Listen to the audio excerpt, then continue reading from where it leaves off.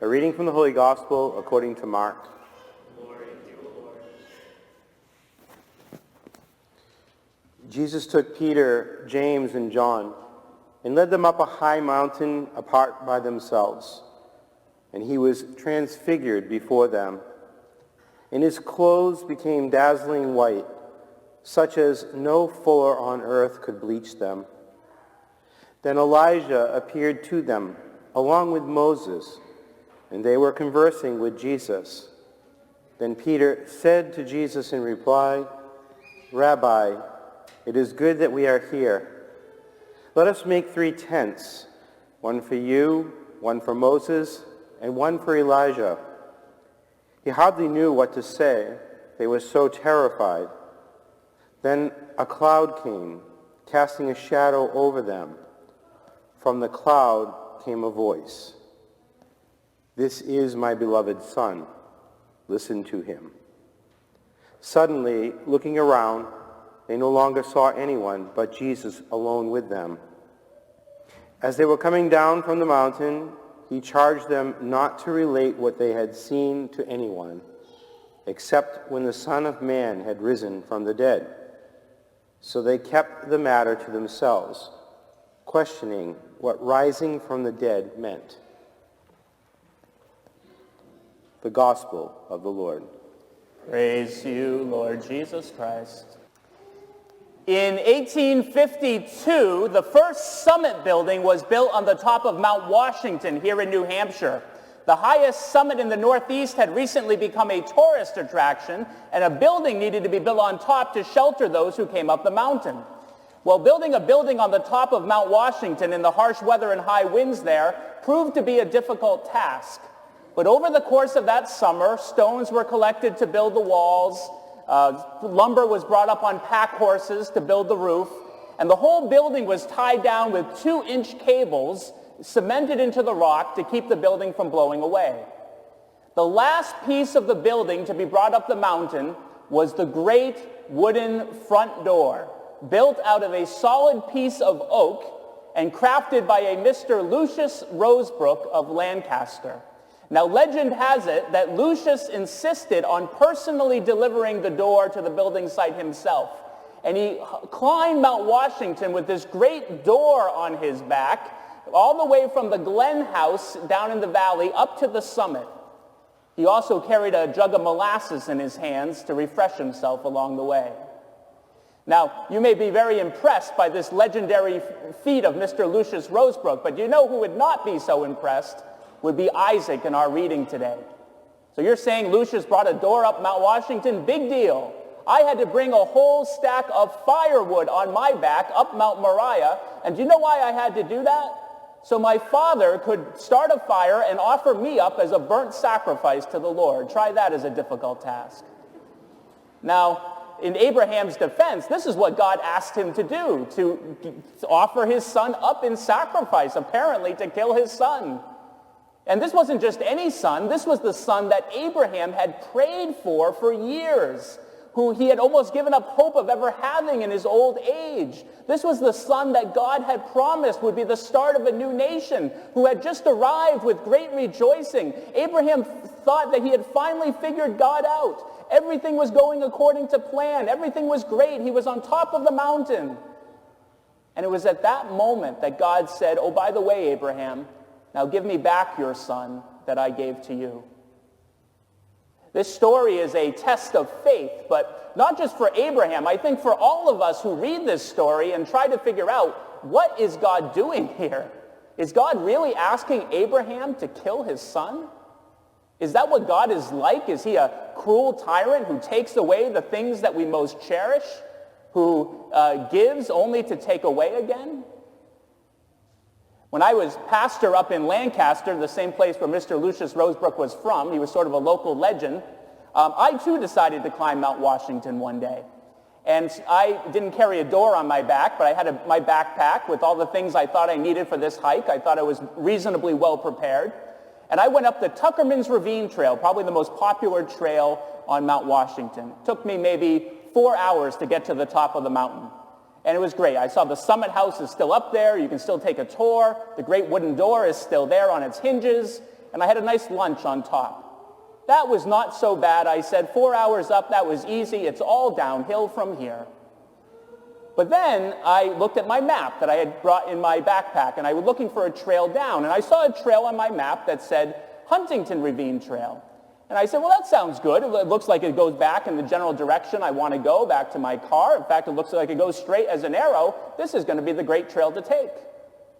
Now, what I didn't realize in my youth and inexperience was that the Huntington Ravine Trail is the most difficult trail in all of New Hampshire. It goes straight up and down a cliff. And it says in every guidebook, if you bother to read it, which I did not, in big red letters, never go down the Huntington Ravine Trail. Only go up. What's more, this was like May, and there was still snow and ice up there on the trail. And so what took me 4 hours to get up Mount Washington ended up taking me about 14 hours to get down. I was sliding on the ice the whole way down. I was hanging onto cliffs. I was getting cold. It was long after dark before I arrived back to my car. I was running out of water. I knew I should have brought that jug of molasses. Sometimes, Abraham and Isaac, the hike up Mount Moriah, I'm sure was difficult because Abraham was contemplating, this is what God asked me to do. What should I do here? Isaac is carrying all this wood on his back. But you know what I bet was even more difficult? Was the hike down Mount Moriah. Because it may have just been a little bit awkward between the two of them after what happened on the summit. Because when they got up there, Isaac, in his innocence, his youth and inexperience, said, well, here, Abraham, Father, here's the wood and the fire and the knife. Where is the lamb that's going to be sacrificed? Well, funny you should ask that question, Abraham said. I was just getting to that. God will provide the lamb for the sacrifice. And with that, he took the knife and got ready to slay his son. But at the last minute, God stopped him and said, no, Abraham, like you said, I will provide the lamb for the sacrifice. You do not have to give your only beloved son to be the sacrifice.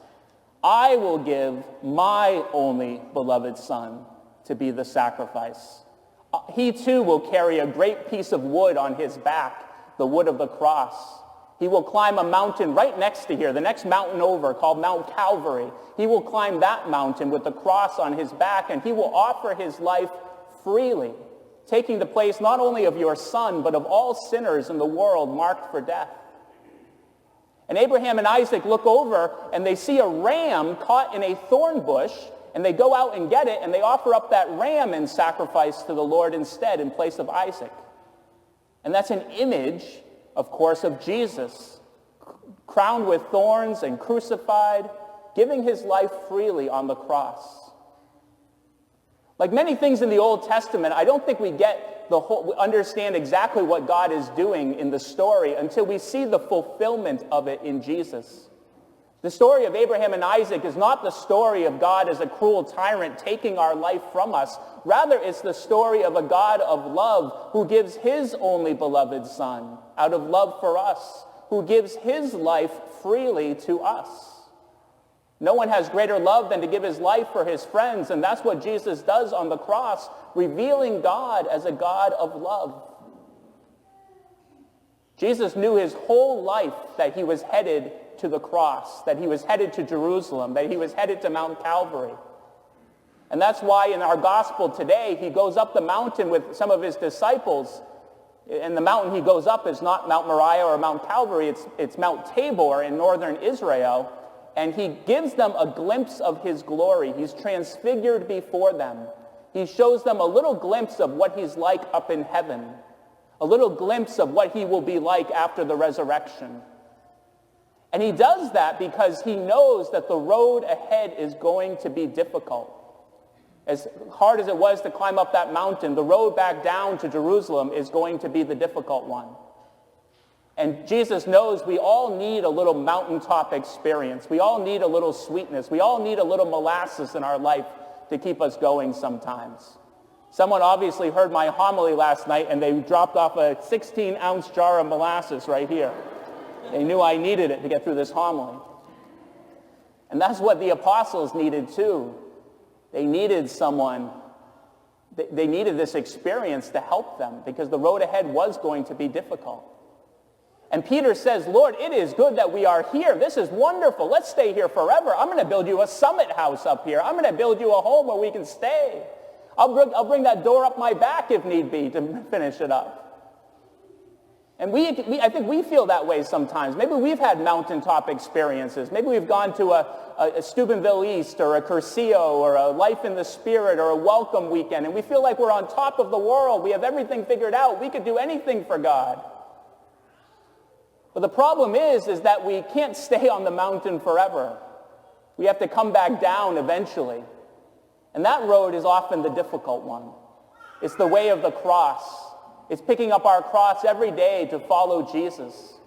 It's to get into those good daily habits of prayer and community and sacraments and following Jesus along the difficult road, the road of Lent. Jesus shows us that the cross leads to the resurrection. If you're in the middle of Lent and you feel like God is asking you to carry a heavy weight on your back, if you feel like sometimes that weight is unbearable, that sometimes God asks of the thing that we most cherish, realize that that weight is the cross that will lead you to the resurrection. You don't have to carry that cross alone. Yoke yourself to Jesus and have him carry the cross with you. Jesus is with you. Jesus tells the apostles, don't tell anyone about this experience until after I have risen from the dead. Just like the story of Abraham and Isaac doesn't make too much sense until we get to the cross doesn't make too much sense until we get to the resurrection. That's the whole story. And so we pick up our cross every day as best we can, and we ask Jesus to help us because we know that Easter is coming and that we have to just follow this road of Lent first under the weight of the wood. We ask Jesus today to help us, to give us the strength we need to carry these burdens well, to follow him on the road to Jerusalem, which is leading to the glory of the resurrection.